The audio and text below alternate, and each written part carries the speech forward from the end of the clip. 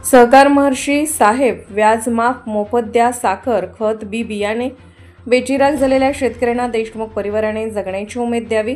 नुकसान झालं बळीराजाचं, खचलं देशाचा कणा, लेकरं बाळाचं शिक्षण, त्यांच्या शाळेची फी शेतकरी राजाला सतावत आहे. बेचिराख झालेल्या शेतकऱ्यांना तारणार तरी कोण, हा प्रश्न शेतकऱ्याच्या मनात उपस्थित होतोय. अशातच शेतकऱ्यांना वारंवार ताकद देऊन साथ देऊन जगण्याची उमेद देणारा लातूर जिल्ह्यातील शेतकऱ्यांचा वाली म्हणून, आशेचा किरण म्हणून सहकार महर्षी दिलीपराव देशमुख यांच्याकडे जिल्ह्यातील शेतकरी साखर कारखान्याचे शेतकरी सभासद पाहत आहेत. लातूर जिल्हा मध्यवर्ती सहकारी बँकेच्या माध्यमातून शेतकऱ्यांना दिलेलं कर्ज, त्यावर लागलेलं व्याज तातडीने माफ करून दिवाळीच्या निमित्ताने दरवर्षी देण्यात येणारी शेतकरी व सभासदांना साखर, त्या साखरेला अगदी मोफत वाटप करण्यात यावं. त्याचबरोबर खरीपाची पेरणी, पिकांचं नुकसान, घरांची पडझड, जनावरं, गोठे गेलेले वाहून, खरडून गेलेली शेतातील माती याचा विचार सहकार महर्षी दिलीपराव देशमुख, माजी मंत्री आमदार अमित देशमुख, जिल्हा मध्यवर्ती सहकारी बँकेचे अध्यक्ष माजी आमदार धीरज देशमुख सह देशमुख परिवाराने शेतकऱ्यांना मदतीचा ओघ सुरू करावा. आज गरज आहे शेतकऱ्यांच्या लेकरांची अश्रू पोचण्याची, गरज आहे कोलमडून पडलेल्या शेतकरी मायबापाला धीर देण्याची. आज गरज आहे त्यांना जगवण्यासाठी शासन व प्रशासनाचे नियम बाजूला ठेवून शेतकरी या चष्म्यातून बघून थेट त्यांना आपल्या परीने मदत करण्याची. आणि ती दानवता मोठं मन हे लातूर जिल्ह्यात देशमुख परिवारामध्ये नक्कीच आहे. त्यामुळे आपला शेतकरी जगला पाहिजे या उद्देशाने आपण कारखान्यावर ऊस घेऊन जात असताना महिने, वेळ, दिवस असे कसलेही निकष न लावता तातडीने शेतकऱ्यांचे ऊस घेऊन जावं अशी विनंती सह अपेक्षा शेतकरी नेते तथा छावा संघटनेचे तालुका अध्यक्ष दास साळुंके यांनी देशमुख परिवारासह निलंगेकर परिवाराला केली आहे. त्यामुळे सहकार महर्षी म्हणून ज्या शेतकऱ्याने पदवी प्राप्त करून दिली अशा माजी मंत्री दिलीपराव देशमुख यांनी संकटात सापडलेल्या शेतकऱ्यांना संकटमोचक म्हणून बँकेचे 1 वर्षाचे चालू व्याज माफ करावे. त्याचबरोबर दिवाळीच्या निमित्ताने देण्यात येणारी कारखान्याच्या माध्यमातून साखर अगदी मोफत द्यावी आणि शेतकऱ्यांची दिवाळी किमान जल्लोषात नाही तर नाही, किमान आधार दिवाळी तरी शेतकऱ्यांना गोड पद्धतीने साजरी करण्यासाठी पुढे मन करून यावं अशी विनंती देखील शेतकरी करत आहेत. नमस्कार, APN महाराष्ट्रमध्ये आपल्या सर्वांचं हार्दिक स्वागत आहे. मी असलम जारेकर.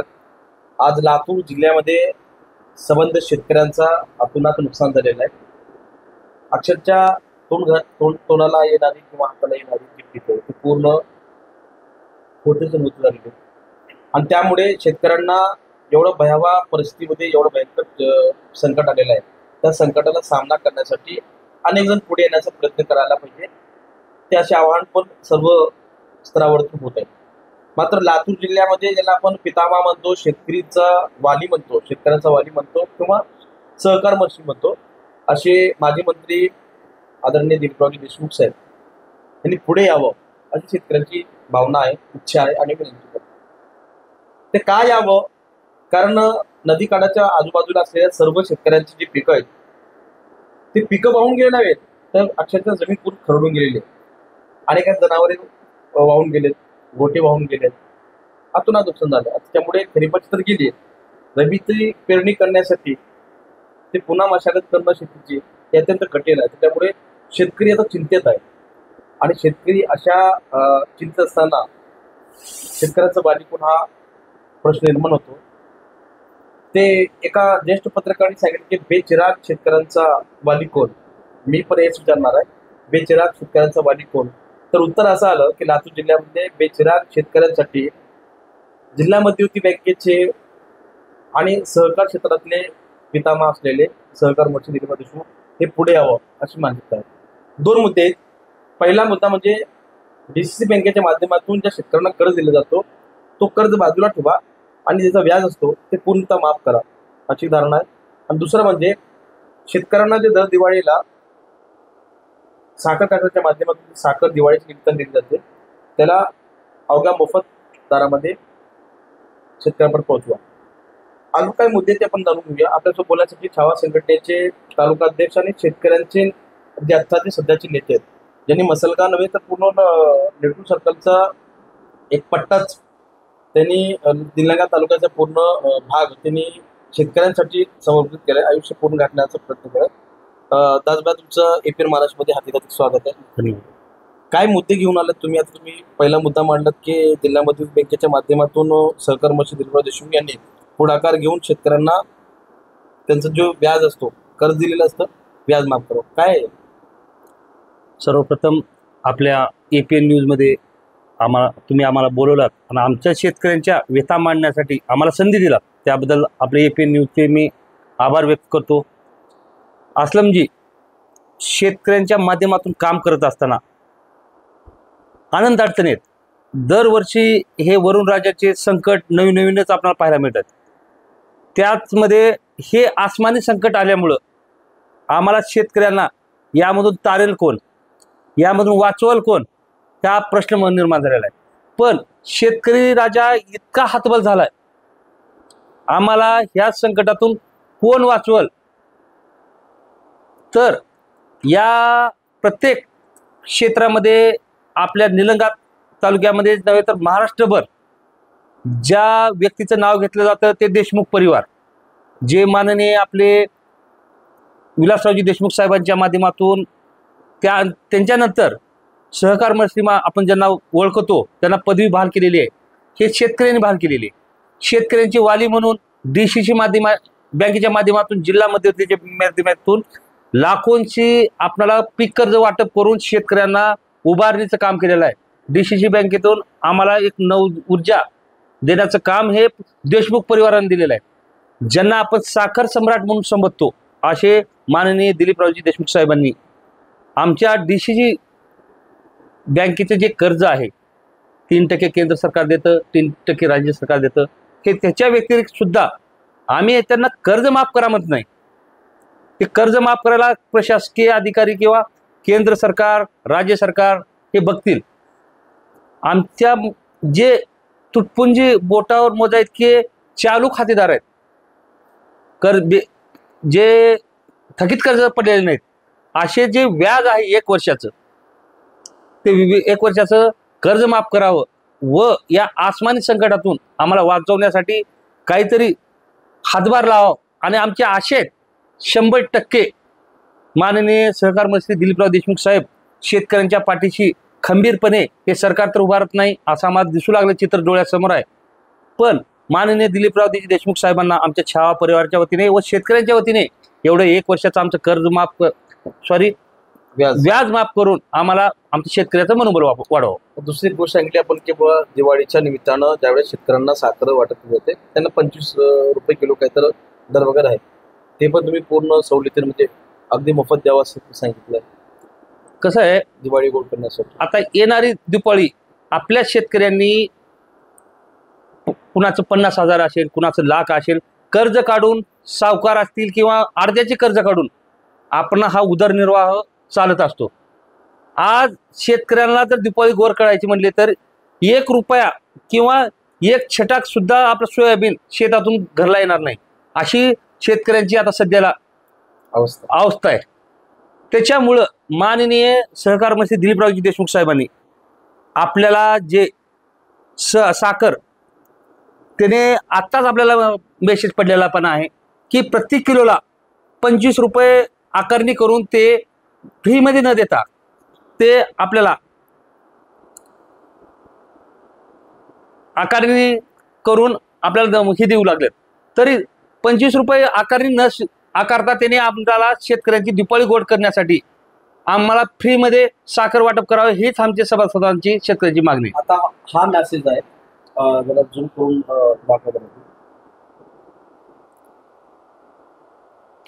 ते असं त्याच्यामध्ये उद्देश असा आहे की सर्व सभासदांकडे की आपण आपल्या गट कार्यालयात येऊन साखर घेऊन जातो.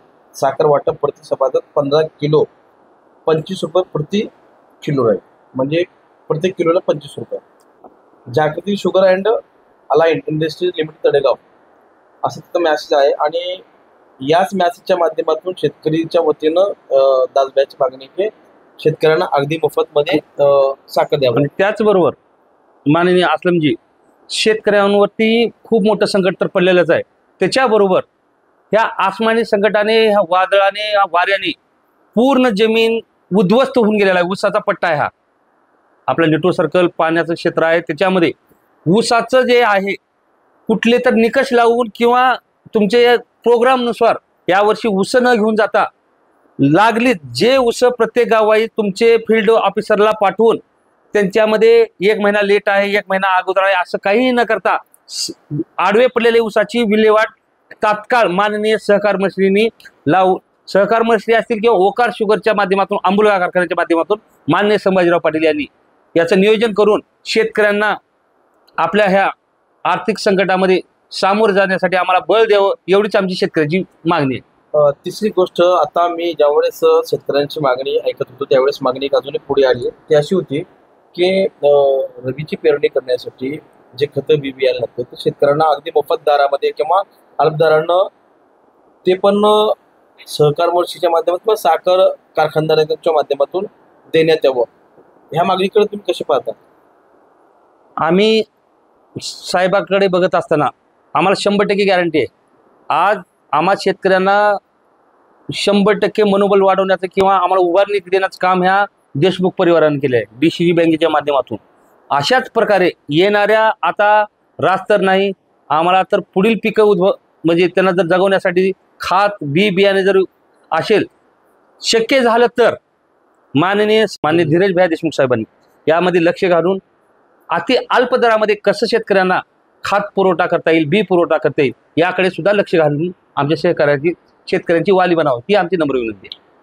हे होते शेतकऱ्यांची मागणी घेऊन शेतकऱ्यांचं जे व्यथा आहे शेतकऱ्यांची जे दुःख आहे समस्या आहे ते मांडण्याचा प्रयत्न या ठिकाणी छावा संघटनेच्या माध्यमातून आणि जे शेतकऱ्यांच्या वारंवार मुद्द्यावरती बोलतात शेतकऱ्यांसाठी जे लढतात झगडतात ते दासबाज साडून कापण्यास सुरू होते.